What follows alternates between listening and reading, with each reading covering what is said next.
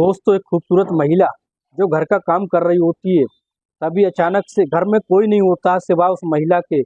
एक लड़का जो उसका भतीजा होता है उसको पीछे से जाकर उसको बाहों में जकड़ लेता है और उसके ब्लाउज में हाथ डाल देता है। दोस्तों वो महिला जो होती है वो उससे मना करने लगती है, फिर कहती है कि तुम रात को आना, रात को आने के बाद जो तुम्हें करना है वो कर लेना। लेकिन दोस्तों फिर क्या होता है, अगले दिन जैसे ही वो उसका भतीजा रात के समय में पहुंचता है, पहुंचने के बाद उन दोनों के बीच में एक ऐसा संबंध बनता है, उसके बाद कांड हो जाता है। आखिर इसके पीछे राज क्या होता है ये जानते हैं। नमस्कार दोस्तों, क्राइम स्टोरी में आपका स्वागत है।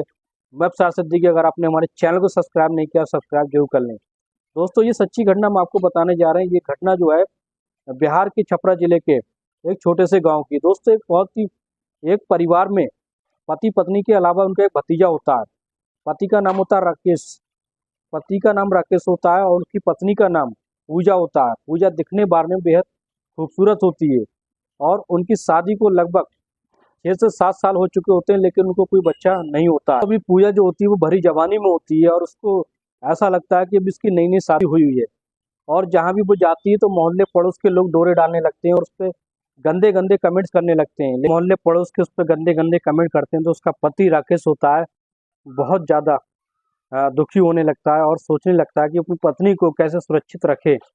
लेकिन दोस्तों फिर क्या होता है, जैसे जैसे समय बीतता जाता है समय के अनुसार एक दिन ऐसा होता है उसका पति खेत पर मजदूरी करने गया होता है, लेकिन अचानक से सांप के काटने से उसकी मौत हो जाती है और उसके घर में जो कोहराम मच जाता है। उसकी बीवी जवानी में ही विधवा हो जाती है। इस तरीके से पूजा जो होती है बड़े ज़्यादा दुखी रहने लगती है और अपने पति के ना होने के कारण शारीरिक सुख से वंचित हो जाती है। और इस तरीके से दोस्तों फिर क्या होता है, वो कुछ दिन तक सब्र करती। पूजा के परिवार के लोग आते हैं, पूजा के माता पिता आते हैं और उसके घर पर आकर कहते हैं कि अभी लड़की की भरी जवानी है, हम इसकी दूसरी शादी करना चाहते हैं। और तभी राकेश के घर वाले जो होते हैं वो मना कर देते हैं, कहते हैं अभी अभी हमारे यहाँ पर गम का माहौल है और अभी हम इसको ले जाने नहीं देंगे, इसलिए कुछ दिन का आप सब्र कर लें, तब ले जाकर जहाँ चाहे शादी कर सकते हैं, हमें कोई ऐतराज नहीं है। लेकिन दोस्तों एक दिन तक गांव का प्रधान जिसका नाम राजवीर होता है, राजवीर राजवीर जो होता है पूजा के पास आता है और कहता है कि तुम्हारे पति की जो मौत हुई है वो खेत में काम करने से हुई है, इसलिए मैं मुआवजा दिलवा सकता हूँ।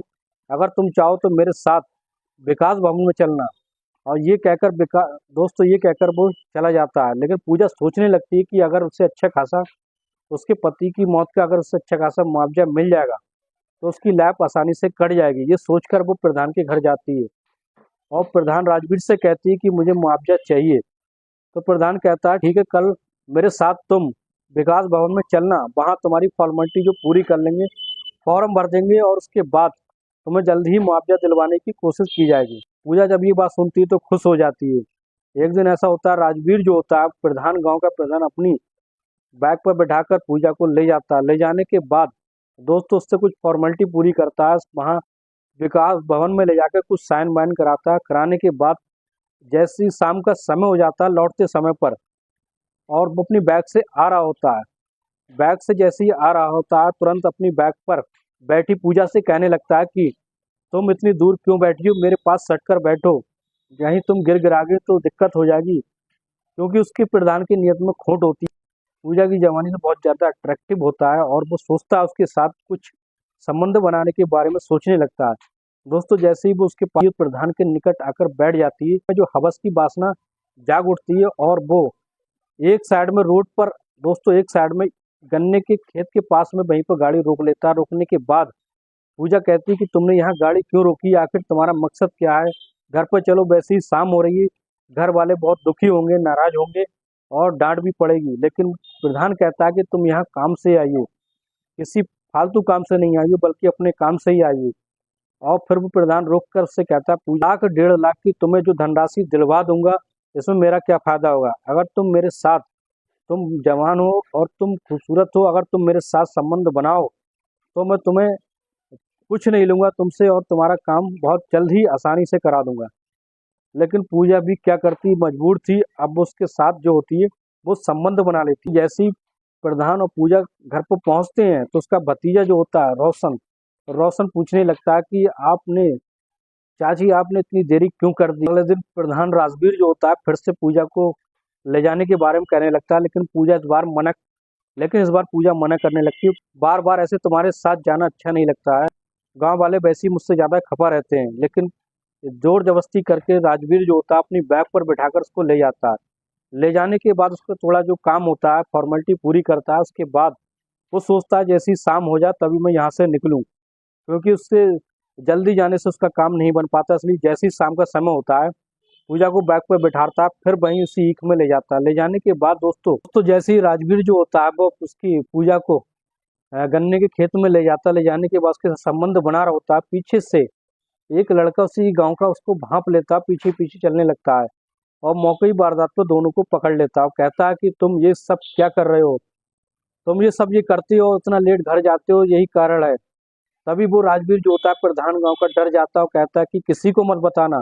तो सोचने लगती कि उसके घर पर बहुत ज्यादा बवाल हो जाएगा, इसलिए कुछ मत कहना। इसके बदले में वो लड़का जो होता है वो कहता है मुझे भी यही काम करना है जो राजवीर कर रहा है, ये प्रधान कर रहा है। तभी चुपचाप जो होती है वो पूजा उसके साथ संबंध बना लेती है। संबंध बनाने के बाद फिर सब वे घर पर आ जाते हैं। आने के लड़का जो होता है जिसने संबंध बनाया था वो सारे गांव में ये फैला देता है दोस्तों ये पूजा जो है वो बचलन औरत है और सभी के साथ संबंध बनाती है। दोस्तों जब ये बात उसके भतीजे पूजा के भतीजे रोशन को पता चलती है तो बहुत ज्यादा दुखी हो जाता है और कहता है कि तुम इस तरह की औरत हो, मैंने सोचा नहीं था। दोस्तों पूजा का भतीजा रोशन होता है जब ये सोच लेता है कि ये बच्चलन लड़की है, सभी के साथ बच्चलन औरत है, सभी के साथ संबंध बनाती है, बना सकती है। और इसी तरीके से एक दिन ऐसा होता है पूजा घर पर अकेली होती है, घर का काम कर रही होती है, तभी जो रोशन जो होता है जाकर उसके ब्लाउज में हाथ डाल देता है और उसके साथ अश्लील हरकतें करने लगता है। तभी उसकी चाची पूजा कहती है तुम क्या कर रहे हो, ये तुम्हें शर्म नहीं आती, मैं तुम्हारी चाची हूँ। लेकिन दोस्त रोशन कहता है कि ये काम तुम सबसे कराती हो, मुझसे कराने में क्या दिक्कत। फिर पूजा जो होती है वो उस बात के लिए राजी हो जाती है संबंध बनाने के लिए और कहती है तुम रात को मेरे पास आना।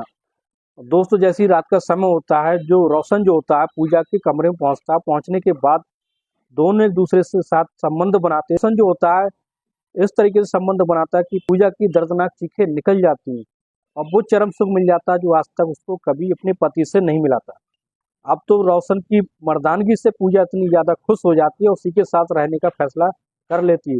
लेकिन दोस्तों कुछ दिन के बाद उसके घर वाले आ जाते हैं और पूजा को ले जाने की कोशिश करते हैं और पूजा को अपने घर पर ले जाते हैं। दोस्तों पूजा को फिर पूजा के घर वाले उसे अपने घर ले जाते हैं। ले जाने के बाद उसको दूसरी शादी कराने की प्लानिंग करने लगते हैं कि जब अभी अभी जवान होती है इसलिए उसकी वो शादी दोबारा कर देना चाहते थे। लेकिन क्या होता है दोस्तों कुछ दिन के बाद पूजा को फिर अपने भतीजे रोशन की याद आने लगती है, कहने लगती है कि मैं अपने भतीजे रोशन से ही शादी करूंगी। रोशन ने जो उसे चरम सुख दिया था उसको बार बार वही याद आता था और रोशन जो होता है उसका भतीजा रोशन उसका भतीजा जो होता है उसके दिल में उतर चुका था, अब वो उसी के साथ शादी करना चाहती थी। दोस्तों फिर क्या होता है अपने घर वालों की मर्जी के खिलाफ जाकर रोशन से फिर रोशन के घर पर पहुंच जाती है और रोशन से शादी कर लेती है। रहने के बाद दोस्तों फिर उन दोनों की जिंदगी खुशी खुशी अच्छे से गुजारने लगते हैं। दोस्तों भतीजा और चाची का रिश्ता अब पति पत्नी का रिश्ता बन जाता है, अब दोनों बेहद अच्छे तरीके से रहने लगते हैं। तो इस कहानी को सुनाने का मकसद किसी की भावनाओं को ठेस पहुंचाना नहीं होता है, बल्कि सच्ची घटनाओं को आपके सामने लाना होता है।